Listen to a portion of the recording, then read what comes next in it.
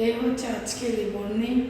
আপু চলে, আপু করতে আসছো শান্তিনিট। আমি যখন আমার পার্লার ছিল ক্যান্টনমেন্টে, তোমার বোন করছে না, ছোট বোন করছে 5 বছর আগে। আপু বলছে যে আমার রিবর্নিং বাবা, আমার ক্যান্টনমেন্ট যখন পার্লারটা ছিল, এখন তো এলাকাতে চলে আসছে।